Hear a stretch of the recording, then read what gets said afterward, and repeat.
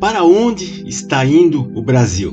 Então, meus amigos, nós estamos vendo na situação em que vivemos o Brasil de hoje, com presos políticos na papuda, com presos políticos com tornozeleira eletrônica, gente sendo perseguida, censura, atos não republicanos por parte dos poderes, um poder invadindo a competência do outro, covardia das Forças Armadas, uma imprensa corrupta, esquerdista, a economia indo por água abaixo, países como a Venezuela tripudiando com a soberania nacional e por aí vai. Uma série de coisas que são assim atípicas e que estão prejudicando o desenvolvimento, a paz social do Brasil. Então, tudo isso poderia ter sido evitado lá atrás se tivessem...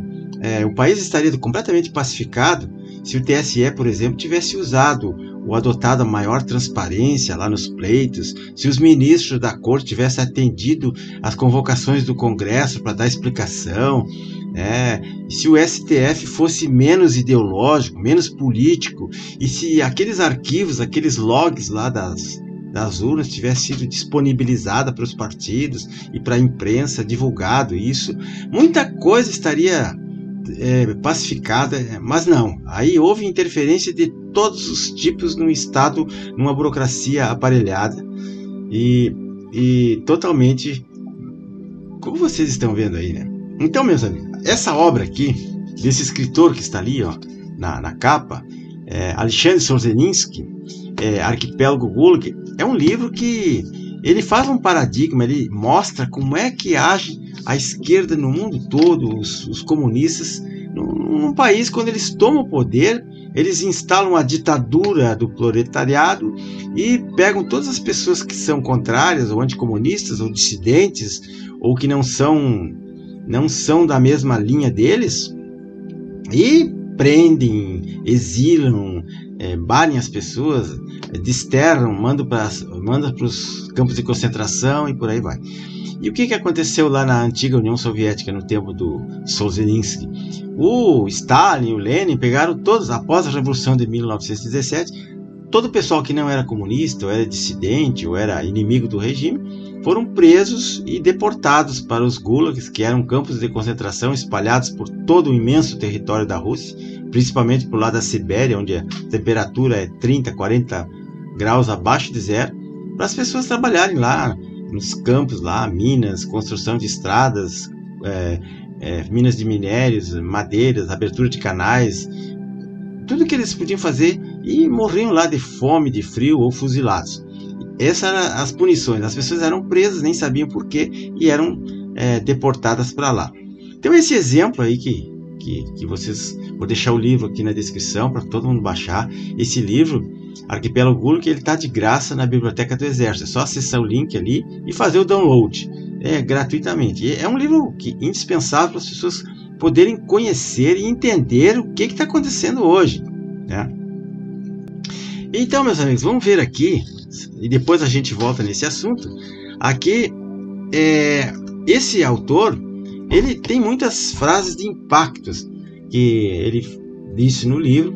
Por exemplo, essa aqui, ó: nós não amávamos a liberdade o suficiente, e ainda mais, não tínhamos a consciência da situação real.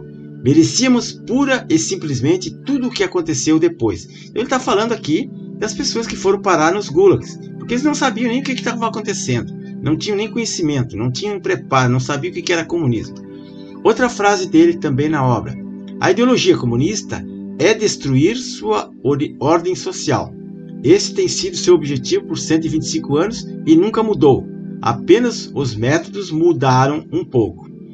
Então vejam, pessoal, naquela época ele descreve na obra aí, é uma obra volumosa, tem um tijolo de 1000 páginas, mas ele diz ali, lá na página 23, aqui logo na introdução, no primeiro capítulo, ele diz assim, ó: há 3 tipos de busca. Ele está falando das buscas e apreensões e das prisões das pessoas sem crime. No âmbito federal, das repúblicas e regional, e em quase metade dos presos em tais epidemias, a busca não excedia a região. Dentro de cada estado, de cada província, eles faziam as prisões das pessoas. Então, aquele que era destinado a ser preso por circunstâncias fortuitas, isso é, qualquer motivo, ou sem motivo, A denúncia de um vizinho, por exemplo, facilmente era substituída por outro vizinho, tal como Pavel. Outros houve que foram apanhados casualmente numa rusga de rua ou num apartamento ou numa emboscada e tiveram a audácia de fugir nesse preciso momento, antes mesmo do primeiro julgamento, primeiro interrogatório, nunca sendo agarrados nem levados a julgamento. Quer dizer que tem pessoas que quando viram a situação eles deitaram o cabelo e eles fugiram, né? Mas teve uns que, assim, mas aqueles que ficaram e aguardaram justiça cumpriram a pena sofrida. Então quase todos, na sua esmagadora maioria, se comportaram precisamente desse modo, como pusilânimes, impotência e fatalismo. As pessoas, deixa pra lá, não, isso não vai acontecer nada. E antigamente existia a NKVD, que é hoje a atual KGB, que era uma Gestapo, uma polícia que fazia todo esse serviço sujo para os ditadores. Então, continuando aqui na próxima folha, diz assim, a maioria fica inerte, as pessoas numa miragem de esperança. Uma vez que você é inocente, como lhe podem prender? As pessoas pensavam, né? É um erro. Enquanto arrastam pelo colorinho, você não deixa de exorcismar. O que é exorcismar? É reclamar, é protestar, é xingar. É um erro. Esclarecerão tudo e me libertarão. Outros são presos em massa, isso é também absurdo, mas cada caso fica envolto nas trevas. Quer dizer, ninguém sabe nada, tudo fica abafado.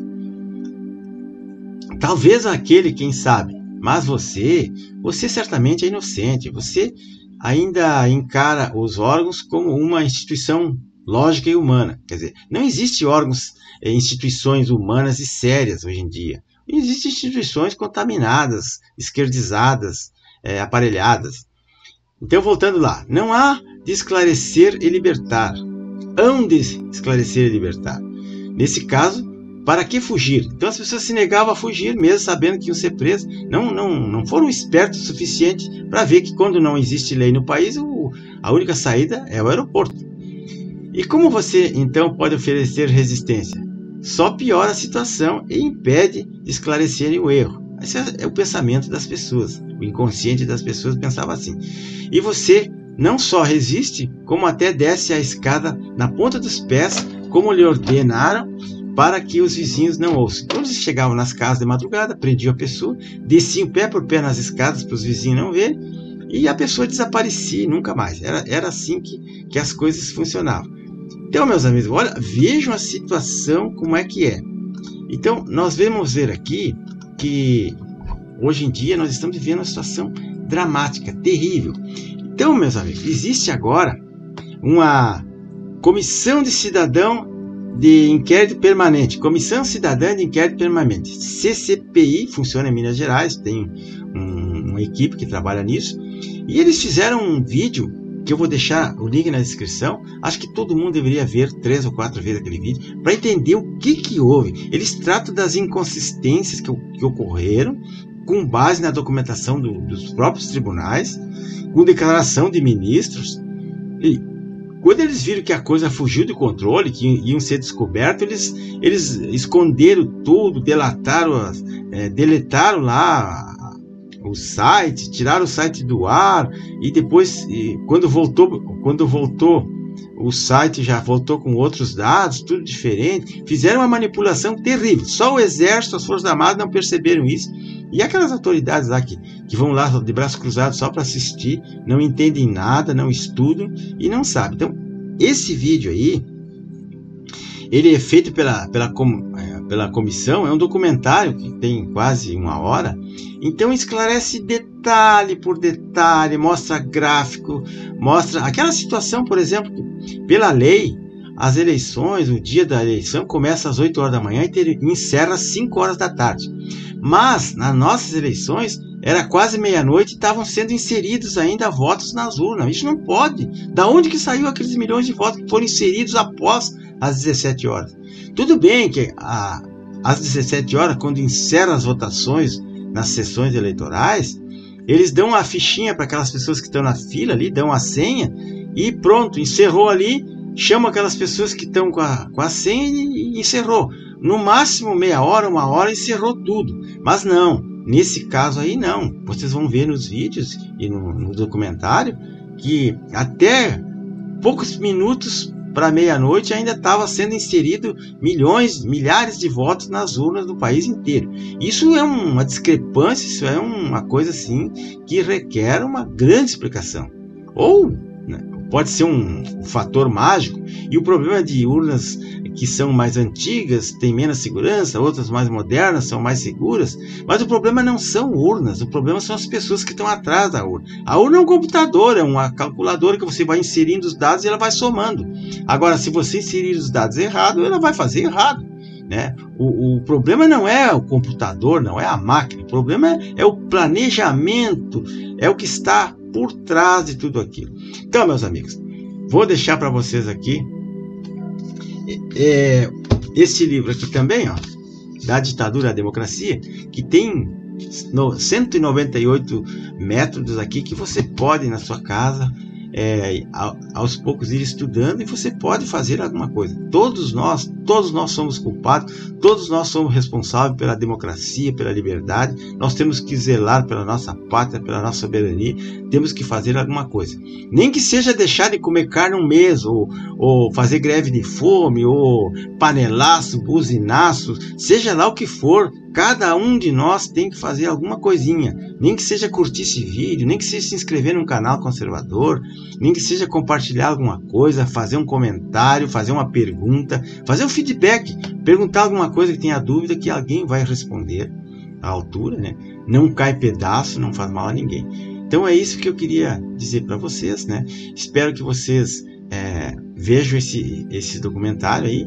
Vou deixar um filme também aqui da antiga Alemanha nazista, chamado A Vida dos Outros. Lá a Stasi, a polícia secreta alemã, fiscalizava as pessoas diuturnamente, escutava a conversa telefônica, dava incertas e fazia busca e apreensões nas casas, vigiava os cidadãos que queriam ou que comentavam ou que falavam em liberdade, né? É uma coisa bem parecida com o que está acontecendo hoje, né? Então vocês vão entender um monte de coisa se vocês baixarem esse livro Gulag aí. Depois de vocês lerem esse livro aí, você vai começar a pensar, a mente vai se abrindo, o seu horizonte de consciência vai se ampliando, e você vai tomando consciência da enrascada imensa que nós estamos, e do erro que muita gente fez em fazer o L, né? E agora não tem saída, né? Agora a gente vai ter que ser firme, vai ter que aguentar no osso do peito a pancada nas costas, até que as pessoas vão despertando, e muita coisa pode ser feita. Por exemplo, uma campanha com o Senado, esse Senado que ele não serve para nada, ele é um Senado omisso, um Senado que só trabalha contra a população, contra o povo, a ponto de eleger comunistas para encher, para superlotar as Supremas Cortes de gente com ideologia bem diferente da nossa, que são contra tudo o que é ético, o que é correto, o que é patriota, são contra a liberdade, são contra a democracia, são contra tudo, mas se disfarçam, né? Usam a palavra democracia para impingir, para enfiar goela abaixo a ditadura no povo brasileiro. Tá, pessoal? Vejam aí na descrição tudo que eu deixei, o vídeo, os filmes, os 2 livros que eu deixei, inclusive esse livro aqui, né, do Arquipélago, que ele está na Biblioteca do Exército, é só fazer o download de graça. Tá, pessoal?